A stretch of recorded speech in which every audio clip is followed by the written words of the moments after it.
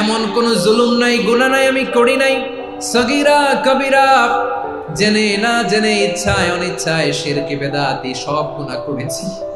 আল্লাহ, আকাশের নিচে জমিনের উপরে আমার চেয়ে বড় গুনাহগার আর কেউ নাই।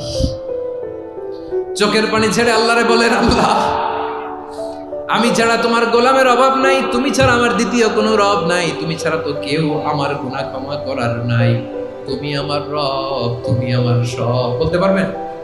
এই তাকরীর আমার পটুয়াখালীর ভাই, এই স্বীকৃতিটা দেখতে আল্লাহ বড় ভালোবাসে, কারণ আমরা সবাই গুনাহগার। আমরা সবাই কি? বিশ্বনবী বলেন, কুল্লুকুম খাত্তাউন, আ বনি আদম, তোমরা সবাই পাপী। সবাই কি? সবাই পাপী। আমরা সবাই পাপী। আপন পাপের বাটখারা দিয়ে অন্যের পাপ মাপি।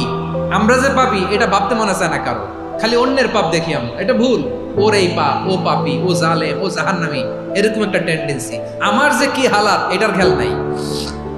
খেয়াল করতে হবে যে আমি সবচেয়ে বড় পাপী, ঠিক কিনা বলেন? পাপ করি নাই এমন কেউ আছি? হ্যাঁ, আছি। কেউ না জানলেও জানে কি আমার পাপের ঘটনা?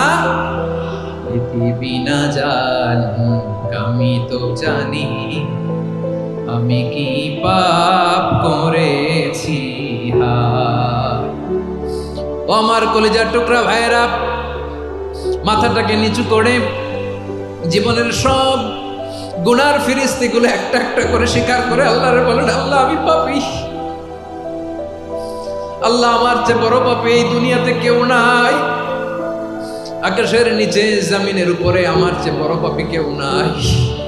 একটা একটা করে আল্লাহ স্বীকার করি আমি পাপী। সব পাপের স্বীকৃতি দিলাম। পৃথিবী না জানুক আমি তো জানি, আমি কি পাপ করেছি।